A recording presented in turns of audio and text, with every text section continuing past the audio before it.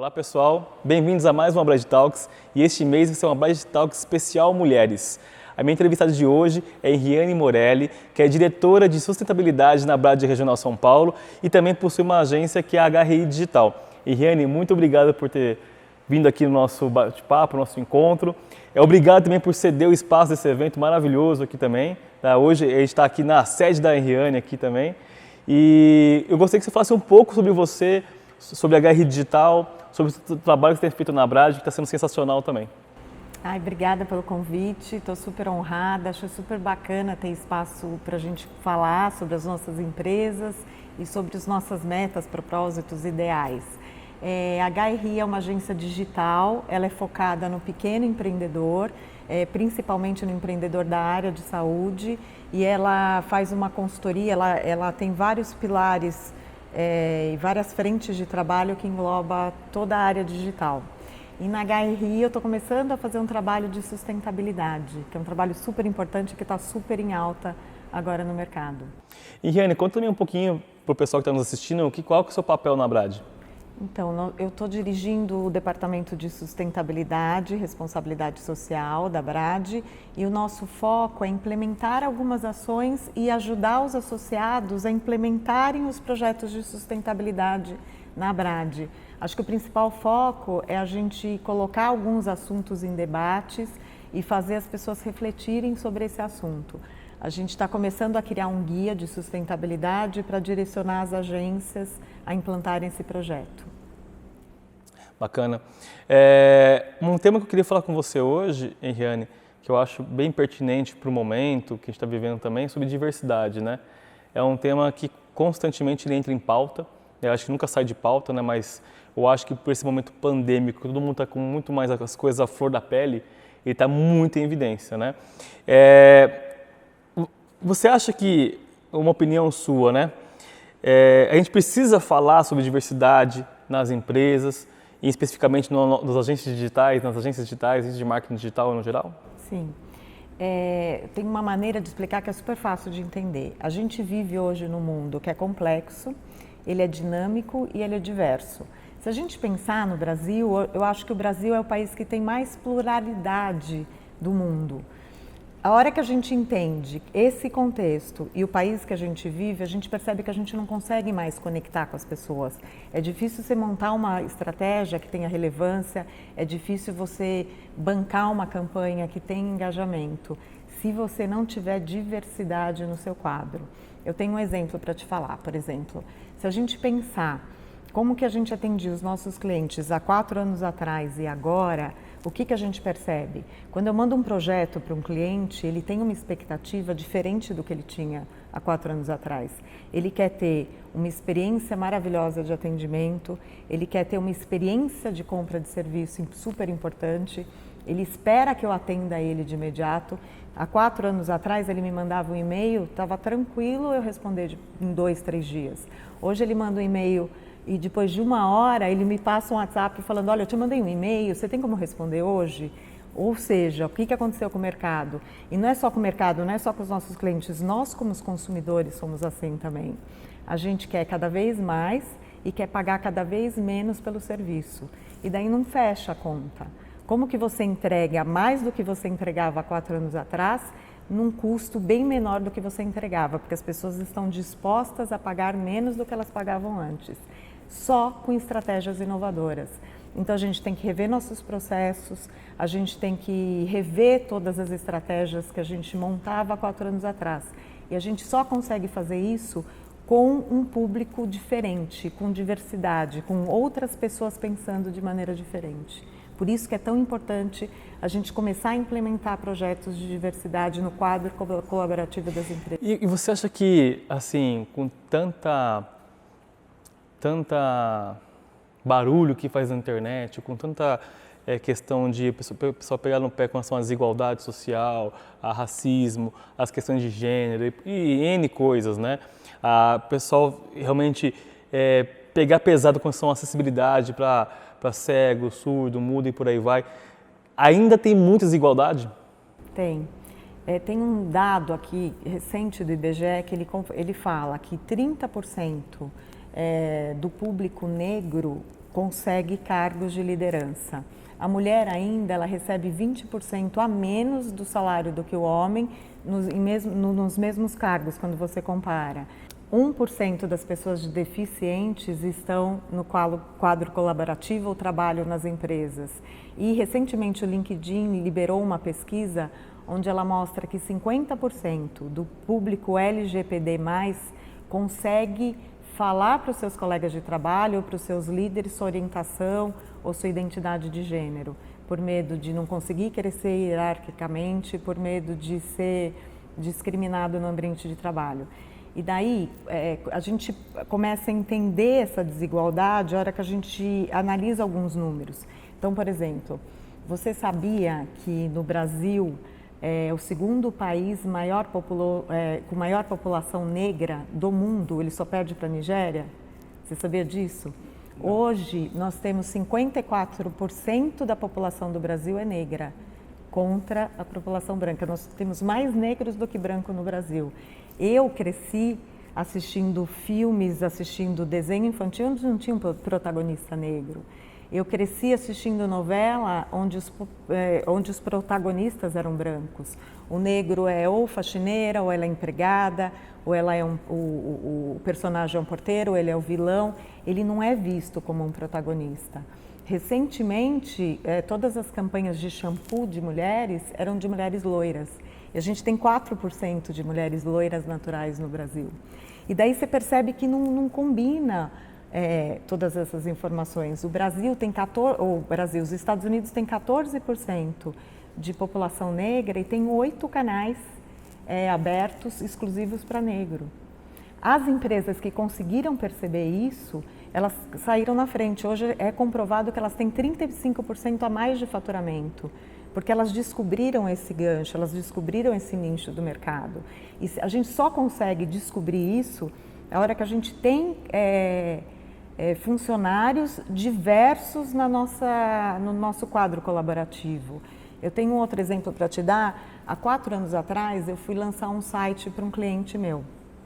E a gente estava montando o conteúdo, a menina do conteúdo passou para me revisar, eu revisei, o cliente revisou e foi para uma revisora, que era a última a analisar o conteúdo. Quando chegou nela, uma das áreas de atuação desse cliente era o público LGBT. E daí a revisora falou assim para mim, olha, está errado isso, porque LGBT, se você não colocar um mais, você exclui uma grande parte de pessoas. Eu sou um mais, você me excluiria. Então, se eu não tivesse essa colaboradora representando esse público, provavelmente eu ia errar. Na forma de comunicação, né? Forma de comunicação. E, assim, pensando num agente digital, né, que está nos assistindo aqui, quais são os benefícios de ele começar a pensar em implantar as questões de diversidade dentro da sua própria empresa? Você já como comentar sobre a questão de você ter que nem essa questão, você alinhar a comunicação, você pegar ideias diferentes, né? Mas além disso, quais outros benefícios que você enxerga? Então, acho que o melhor é essa inovação que você provoca na empresa. Você só consegue inovar quando tem diferentes cabeças pensando. Se eu entrar numa reunião para tomar uma decisão e todas essas pessoas tiverem a mesma linha de atuação, o mesmo viés, o mesmo raciocínio, eu vou ter uma resposta X. Se eu tiver várias pessoas com culturas diferentes, com educação diferente, eu vou ter várias outras formas de raciocínio. Então, o melhor de tudo, acho que o maior ganho é diferentes estratégias e inovação, mas mais do que isso, a gente consegue, hoje é comprovado, uma equipe diversa, ela é muito mais motivada, eu consigo reter talentos mais do que numa equipe comum, única, e eu tenho muito mais produtividade. Isso comprovado em pesquisas de pessoas que já implantaram. A hora que a gente vê grandes empresas já implantando esses projetos e tendo um faturamento muito maior. Outra coisa que é muito importante também, a gente percebe que investimentos, os investidores hoje, quando eles vão investir em startups, em pequenas empresas, uma das coisas que eles olham é como que foi implantado o projeto de sustentabilidade nas empresas e como que está essa equipe. Como é que é o perfil dos colaboradores, né? Quando a gente fala de diversidade, muita gente confunde, quando fala diversidade, a pessoa só pensa na questão das minorias, né? E não necessariamente é isso, né? Quando você fala de diversidade, você tem um time misto, né? Homem, mulher, negro, branco, ruivo, pardo, japonês, tudo um pouco, né? Pessoas mais velhas, né, com maior idade, idosos, né, pessoas mais novas, trocando experiência. Então a diversidade, eu acho que quando você fala diversidade vem muito aquele estigma, né? Só que atender as minorias. Eu acho que não é isso. Quando você fala diversidade, realmente você tentar trazer universos diferentes, né, culturas diferentes, experiências diferentes para o mesmo local, né? Ou estou errado? Exatamente, porque assim, e outra dúvida muito grande das pessoas, eu preciso levantar todas as bandeiras? Não, eu não preciso levantar todas as bandeiras. O meu projeto de sustentabilidade, o meu projeto de diversidade, ele tem que estar alinhado com a estratégia da minha empresa. Então, ele tem que estar alinhado com a visão, missão, valores, com o propósito da minha empresa. Não adianta eu abraçar uma causa de um público e ela não estar relacionada com a minha estratégia, porque daí ela vai morrer. Então, ela tem que estar relacionada. Qual que você acha que é o maior desafio em implementar tudo isso? Eu acho que o maior desafio de todos é a barreira humana, é a gente procrastinar cada vez mais a ideia de que não consigo fazer porque é muito caro implantar um projeto desse, eu não vou fazer porque eu estou correndo atrás do arrasto financeiro que eu tinha no ano passado, eu não vou fazer porque eu sou uma empresa muito pequenininha e isso é para empresa grande, eu não vou fazer porque eu sou uma pessoa só na agência, eu sou um agente digital, então não tenho quadro colaborativo. O não é muito mais forte do que, tá bom, eu vou fazer. A gente tem por hábito, né? O ser humano tem por hábito sempre deixar para arrastar. E tem formas de começar mais simples, né? É isso que o guia da Abrad vai tentar trazer um pouco, né? O que a gente fala? Começa com uma ação, vai devagar, faz a primeira ação, depois você faz a segunda ação, e daí você vai implementando, vai monitorando e vai abraçando outras ações. Vou fazer uma pergunta que eu queria uma opinião pessoal sua.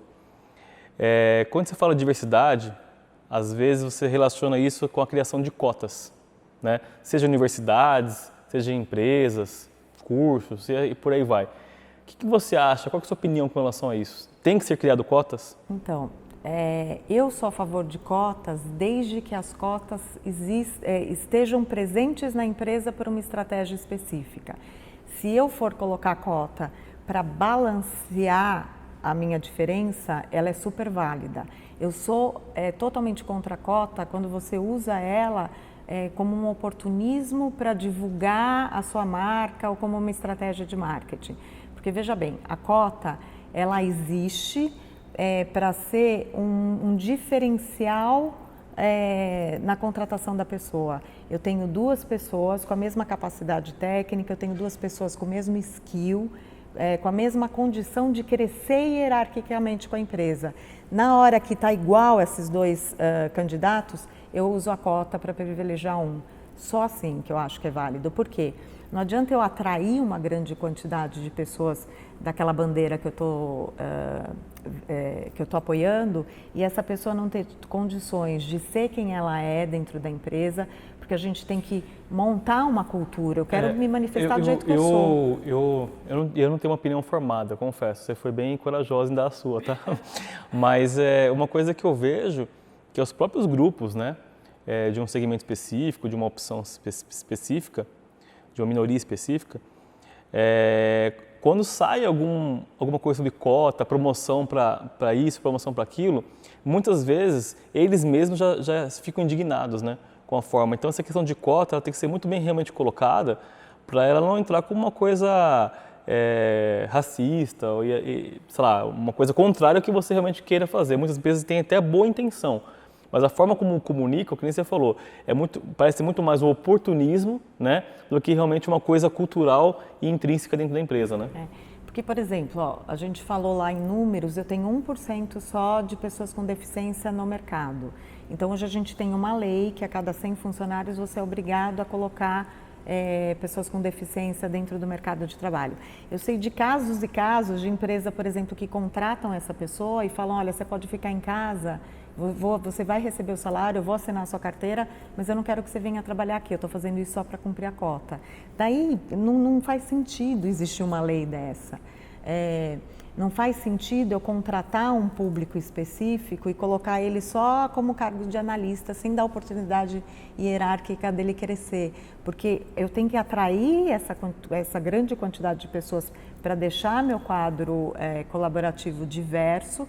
desde que todas as pessoas tenham a mesma oportunidade de crescimento. Senão não é válido, senão não adianta nada, né?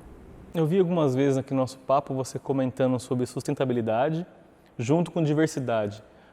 Assim, são temas que realmente eles andam em conjunto, porque são coisas bem distintas, eu acho. Mas eles andam realmente em conjuntos, eles se correlacionam, eles se cooperam. Qual que é a sua opinião? A diversidade ela é um subproduto da sustentabilidade. A Entendeu. sustentabilidade ela tem 4 pilares. É o pilar do meio ambiente, tudo que eu fizer, eu vou falar bem resumidamente, mas tudo que eu faço, qualquer ação que eu faça na minha empresa, eu tenho que pensar na preservação do meio ambiente. A segunda base é a economia. Tudo que eu fizer na minha empresa, eu tenho que pensar na sustentabilidade dela, na perpetuação dela no mercado. Então, eu penso no presente, eu faço ações no presente para durar no futuro, sem prejudicar as outras bases. Então, sempre pensando no meio ambiente, sempre pensando na diversidade, sempre pensando na responsabilidade social. A terceira base é a responsabilidade social. E a responsabilidade social não é abraçar uma causa assistencialista, também é. A gente vive num país pode ser. super desigual, né? É uma das coisas, mas responsabilidade social é muito mais que isso. É você pensar em quanto transparente sua empresa é, se ela está seguindo todas as leis, se ela trabalha de maneira ética, se a concorrência que ela proporciona no mercado é uma concorrência leal, ética, como que eu contrato o meu funcionário, como que eu trato o meu funcionário. Então, tudo isso como é responsabilidade. É uma coisa, uma grande responsabilidade, né? É uma grande responsabilidade. Aquelas empresas que, por exemplo, vão contratar um funcionário e ferram outra empresa, né? Exatamente. Eu vejo isso acho uma das coisas mais antiéticas que existem, né? Você está procurando um colaborador. Existe lá uma passagem de conhecimento, existe todo um legado que ele tem que transmitir. Às vezes a outra empresa tem que colocar alguém no lugar e você já retirou ele já está com você, né? Você obrigar para ele começar semana seguinte, entendeu? E você não dá tempo para outra empresa se reestruturar, eu acho muito desleal isso. Eu venho do mercado de tecnologia, né? Eu trabalhei muito tempo no mercado corporativo e a gente tinha um grupo, né, de concorrentes que quando a gente precisava pegar um candidato do concorrente, a gente ligava para o CEO e falava, olha, eu tenho uma oferta melhor para o seu candidato, você consegue cobrir? O candidato nem sabia. E daí ele falava, pode pegar porque ele é um excelente candidato e realmente eu não consigo manter essa oferta que você vai oferecer. Então isso eu acho legal, você pode pegar um candidato... Eu nunca vi isso acontecendo, parabéns, eu nunca vi. E você quer pegar, eu acho que tem que dar oportunidade, né, dos dois lados. Já aconteceu muito de pessoas me ligarem para pedir referência depois que o candidato não está mais. Porque assim, Rodrigo, eu posso contratar um funcionário seu? Quanto tempo Mentira, você eu já fiz isso uma vez, mas porque eu tinha um certo relacionamento com a empresa e quando eu abri uma vaga, apareceu o currículo do candidato. E ele estava trabalhando na empresa de um conhecido, assim. Eu falei assim, cara, não vou fazer entrevista com ele sem falar com o cara antes.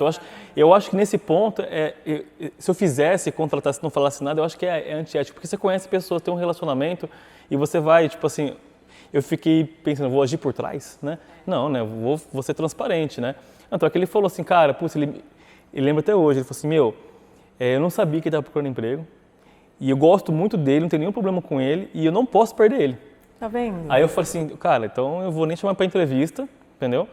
E aí você bate um papo com ele, chama ele para conversar, finge que nada aconteceu, entendeu? Eu acho que isso é legal, porque eu gostaria que me ligassem e fizessem a mesma coisa, entendeu? É legal. Isso faz parte da sustentabilidade. Da sustentabilidade. E o último pilar é a diversidade. Então são 4, meio ambiente, economia, responsabilidade social e diversidade. E eu queria, se você quer comentar, tá bom? Mas a gente conversou um pouquinho nos bastidores, você falou que você contratou uma pessoa que é cega para começar a trabalhar contigo, né? Conta um pouco dessa experiência, como é que está sendo? Porque não é fácil, né? A gente pode até falar assim, a gente fala, mas realmente, às vezes, colocar algumas coisas na prática não é fácil. Você tem que aprender a lidar com pessoas de formas diferentes, né? E como é que está sendo a sua experiência com ele? Então, quando eu fui contratar, um dos meus objetivos é que ele tivesse chance de crescer do mesmo jeito que os outros colaboradores têm na minha empresa. O primeiro passo que eu dei foi ir na Secretaria da Pessoa com Deficiência. A Secretaria da Pessoa com Deficiência é um órgão público, gratuito. Eles têm vários psicólogos que são selecionadores desse público. E daí eu mostrei qual era o meu perfil, mostrei as ferramentas que eu tinha para ser usada. Graças a Deus, hoje a gente tem um monte de ferramenta acessível. Na minha agência a gente usa a MLabs é 100% acessível. E daí eles me passaram esse perfil de um profissional que já tinha trabalhado nesse segmento de tecnologia da informação, como que era um profissional totalmente metódico, que era o que eu precisava, esses eram os skills que eu precisava. Então ele já entrou, eu já consegui trazer esse profissional exatamente no perfil que eu queria. E assim, a minha grata surpresa é que o David, que é esse nosso profissional, ele teve uma performance excepcional, excepcional. Quanto tempo já está contigo já? É super recente, faz 2 semanas. Bacana, bacana. 2 semanas. Isso é uma grata surpresa, né? É. Muito legal. Bom, pessoal, a gente está chegando no final do nosso bate-papo. Henriane, muito obrigado. Eu queria, para a gente encerrar, que você falasse para o pessoal que está vendo aqui, nosso associado da Brad, agentes digitais no geral. Quem não é associado, por favor, se associe. Não esqueça de quem está vendo o vídeo, seguir nossos canais, curtir nosso YouTube aqui, comentar, mandar sua opinião para a gente também. Eu queria que você falasse como a Brad pode ajudar os agentes digitais em geral a implementar ações de sustentabilidade. O mais importante é a pessoa entender que não tem uma receita de bolo, uma estratégia, um caminho único, um protocolo técnico. Cada um tem que descobrir o seu caminho, cada um tem que descobrir como que eu vou implantar na minha agência o projeto de sustentabilidade.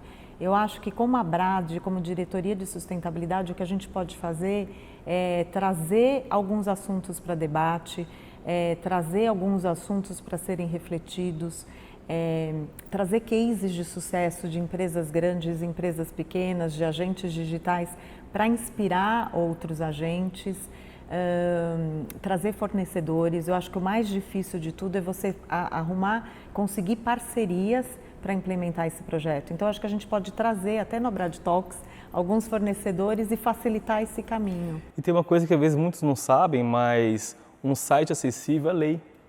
É lei, só que hoje não tem como uma fiscalização, é mais difícil você conseguir organizar isso, né? Mas é lei você ter um site acessível, né?